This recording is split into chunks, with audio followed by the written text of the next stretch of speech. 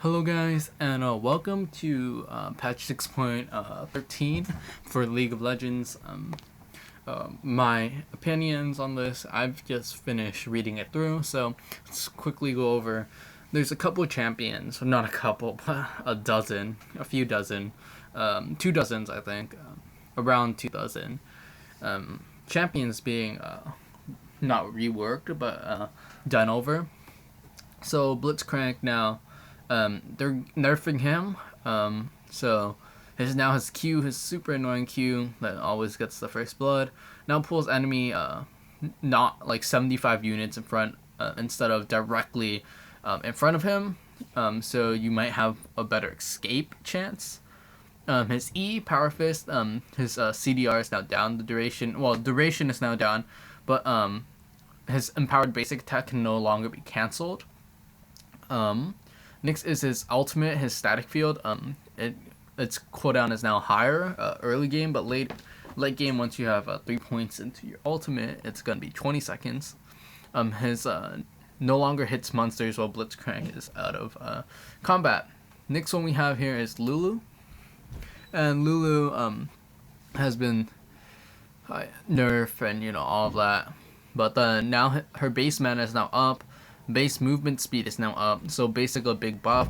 Slow duration is now up at all ranks for her Q, and damage now falls to 70% against targets hit beyond the first. Her W, Whimsy, now grants 15 to 35% attack speed for duration. Next one we have here is Tahm Kench, the big tank. So it's like not quite a buff, I guess. So his Q, his tongue lash is now his damage is now up. Since you see more top Tahm Kench now, I don't really see him support as much anymore, but I guess his passive is his basic attacks and abilities deal. No, it used to be his all. Wow. So the extra bonus is now his passive. Stacks 3 times as champion, same thing. It's the same thing, but then now his basic attacks and abilities deal how much more. His E, thick skin, he gets less shield on it, I think. So 100% of damage taken, it's around from 70 to 90% of damage taken. So you don't get as big of a shield, not as ridiculous of a shield. Great health. So it's basically his other health. Great health to healing conversion, on the hand, is now also up. There's more heal, but he doesn't have big as a shield. His shield duration is down from 6 seconds to 3 seconds, so you gotta use it well. His cooldown but it's now 6 seconds. His cooldown is now 6 seconds, so that's a pretty big buff. Since the shield duration is 3 seconds, right? After you cast it, it's gonna cool down.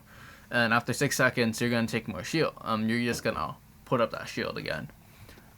Shield no longer decays over duration, so the shield stays the same throughout unless you take damage. His ultimate, Abyss of Voyage. Now his extra bonus is now to passive, but his channel duration now takes less from 15 to 6 seconds. That's good. Cast delay is now less, so enemy warning time is now less, and his range is much higher now. So that's pretty cool. You have more of that backdoor chance. Thresh, his passive, Epic Monsters now drop 2 souls instead of 1 or none. His W Dark passive, his AP ratio is down, but soul ratio gains extra shield plus 1 shield per soul collected. So once you go like super late game, you got like 1,000,000 souls, you get like 1,000,000 health of shield. That's pretty ridiculous. Zyra, passive is the spawn time is now up, since it's like so much got so buffed after her new update change, her new rework. And a lot of people start playing her, I guess. Right, just thought they had to nerf her because she was getting out of hand. Let's see, her W now has higher CDR early, but a little bit lower CDR late. Her Q, on the other hand, Deadly Spines, they just fixed the bug with that. Zillion, they fixed another bug with him with his R. Chrono Shift, his ultimate Chrono Shift. Wasn't proccing on heal effect, so that's pretty nice. Gnar, mini Gnar range scaling is up, and Q returns further, W damage is up, so another big buff. So his W hyper goes, damage is now up, Q boomerang throw is also, the range is up, so the return boomerang distance is now up, and the mini Gnar bonus rage is also up. Aurelia, finally. Like, this thing has been played over and over again, and else is everywhere. Aurelia is like, what the heck. So they thought about nerfing the ult because her ult is literally almost always up. So from 70 to 50 seconds to 110 to 60 seconds. So early game, yeah, you gotta wait. But anyways, you're gonna be like buying CDR. I think there's there's no more CDR, right? On Triforce. Yeah, no, there is. Yeah, it's increased CDR with Triforce. So literally, they had to buff the ultimate such that it can scale with the CDR she's gonna get. Jarvan the fourth. So his W, his base shield is now down. His bonus shield per enemy champion is up though, and the radius is now up also. So that's pretty good. Next one we have here is Kindred. Let's go down. Another nerf, I think. Base armor is down. Armor growth stat is up though. So, Hunter no longer grants a heal from W, so you gotta be a bit more careful. But now, Wolf now maims the jungle monsters, reducing their attack speed and movement speed. So you might have a better jungle clear, I guess. So instead of a heal, you get more of a reducing attack speed. So you take less damage. And yeah, you reduce less damage, and you have since they're a ranged champion, right? So you could maybe, if you're fighting like the wolf camp, right? Or yeah, you could fight the wolf camp or the raves, and basically you're just gonna be poking them while taking no damage. Anyways, you already do take no damage from those camps anyways, since you're always at a Kindred kiting around. Next one is Swain. Swain is most ridiculous. His ultimate cooldown is now up from 10 to 20 seconds. His initial lockout on a recast is from 0.5 seconds and now up to 2 seconds. So, nerf, my bad. Syndra. A lot of bug fixes with Syndra. And yeah, this bug fixes. Trundle, his health regen is down. Trundle was annoying to play against anyways. Twitch, Q doesn't accidentally drop Twitch into stuff instantly, so basically the Q was his ambush where he always went in stealth. That's a really good skill, but then but there's always gonna be a delay on it now with a bug. Vladimir, another big one that you see almost played everywhere. His passive 1 AP per 40 health now. But now his AP to bonus health ratio is from 1 health. Now it's 1.4 health per 1 AP. So the more bonus health you have, the more health you get. So, kind of, I guess that balances out with the passive. So you need more AP to get more health, instead of getting more health and more AP. Q transfusion. The damage is now down on his AP ratio, but is up though. So a nerf and a buff at the same time, so I'm pretty sure that evens out. His W damage and attack speed is down early ranks for Volibear, finally. So he has lower damage early game, while his attack speed per stat is now down also early game.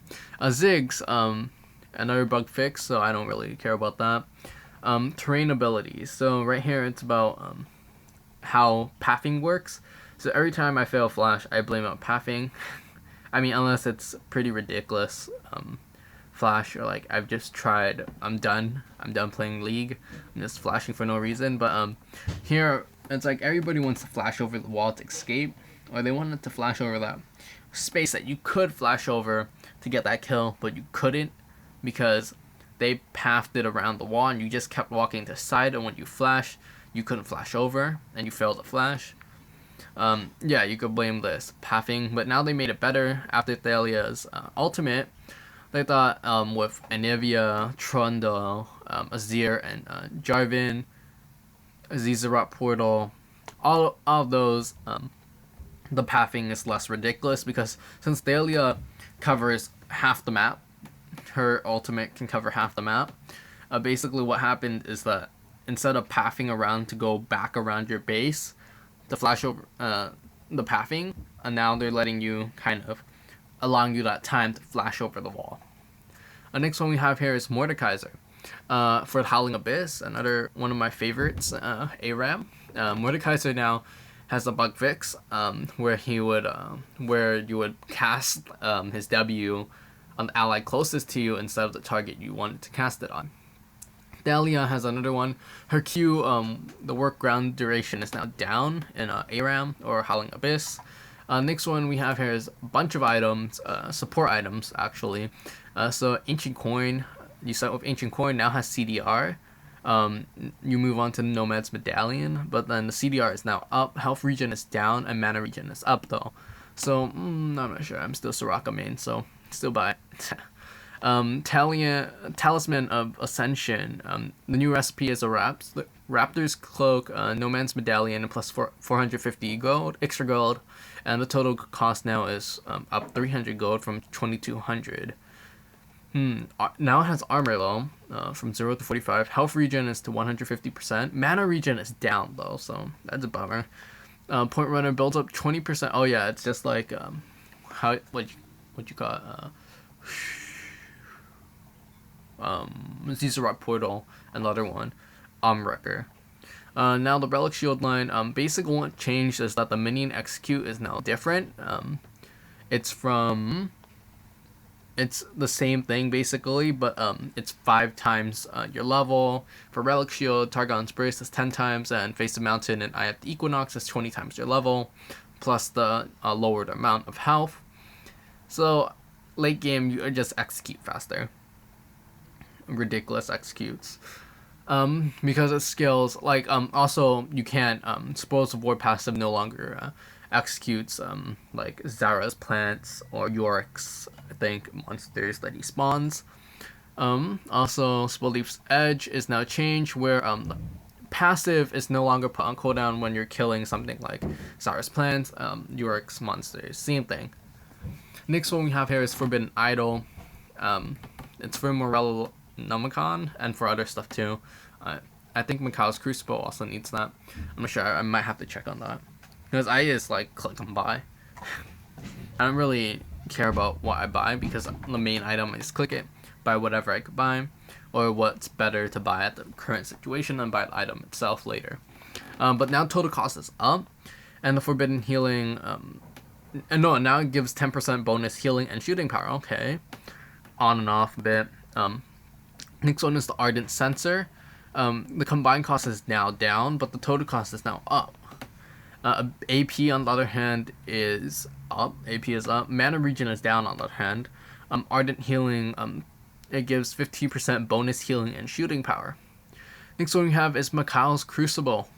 Cost is increased and now amplifies heals and shields. So combined cost is down, but total cost is up by 100. So that's not that bad, right?